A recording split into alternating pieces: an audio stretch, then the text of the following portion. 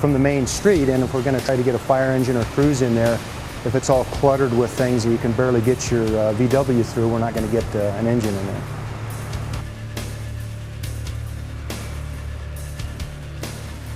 The conditions this year, a little atypical. We've got late season rainfalls, which are they're delaying the onset of the fire season. Last year in May at this time, we were experiencing some extreme fires. So this year it's delayed with the moisture, but what that does is allows the annual grasses to be a little more thick, a little more continuity. And so the fires, when they do start, when things do cure out, they're going to spread with more ease. It'll take less wind, less weather to have the fire spread, and so that'll make it more complex once we do get into the fire season. I won't claim to know exactly what the definition for xeriscape is. It tends to be something that has, you don't have to water it much, which could be decorative rock. But there are also types of plants that require very little water that are highly flammable. Nevada is very arid. It doesn't take much to water the sizes of the hills in Nevada, but you still have pinyon, juniper, sagebrush. Annual grasses don't require anything but natural rain, and it burns just fine. So you still want to be very careful about what you plant in and around your home.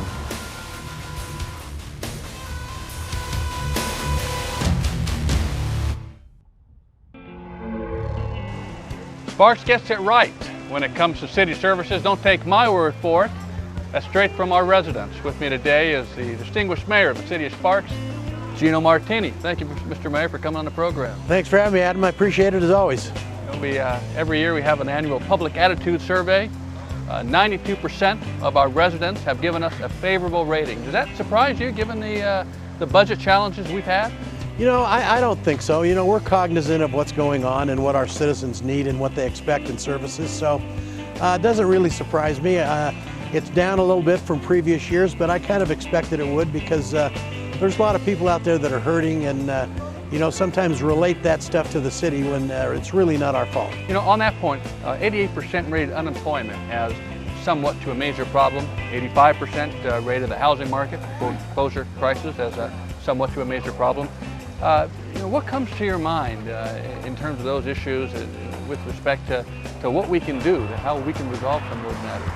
As far as being able to put any funds or money towards it, Adam, it's tough for us to do that right now with our budget concerns and our crisis, but I think we should be cognizant of the problems, and we need to help our citizens work with federal legislators and state legislators to do as many things as they can possibly do. We should be able to lead people to the right place to get help. Even if we can't, per se, help them right at the city, we should be, and we do, we know where to lead them to get them help. Certainly these are short-term problems. Over the long term, we should see recovery, we should see some stabilization in the housing crisis. Absolutely. I don't think we should see it, we will see it. It's just a matter of time. Maybe a little longer than we first anticipated when we went into this, but we're going to get through this and be the better for it. Public safety in the city of Sparks is a challenge. We don't have enough police officers. 66% of our residents have in fact said that they would support a tax increase to pay for more police officers. Given the challenges that we're seeing today in terms of the economy, that surprised you? That really does surprise me in one respect, is because we tried this before. The last time we had a survey, I think it was 75% of the people said they would vote for a tax increase for public safety. When it actually went to the ballot, we only got about 51% of our citizens that voted for it. So, in this economic time, that could be a tough sell. I want to ask a little bit about consolidation. Consolidation seems to be a hot topic in light of the conclusion of the recent legislative session. 74% of our residents oppose consolidated government for Reno, Sparks, Washoe County. Give us your viewpoint on consolidation. I'm not in favor of total consolidation, and having said that, we'll look at what we call shared services, some areas that we can share services with Reno and the county. We've already done that. The health department does that. The animal control, we did that. We've saved money. We think it's a good idea. We opted out on the fire contract. Thank God that we did that, because if we were in the same contract that Reno and Washoe County are in right now, would cost us up to $750,000 to $1 million more a year per station. You know, we could be talking about $5 million more per year to do that. Let me ask you finally a little bit about the legends. What comes to your mind this morning? Incredible. That's it, incredible. I came down here, I stayed away for about a month because I wanted to come down here and enjoy the experience of the same people that came down here and looked at it this morning. Just incredible. People don't realize you got to come down here. This is nothing like you will see anywhere in the Truckee Meadows. It's unbelievable. Appreciate your time. Always great to see you.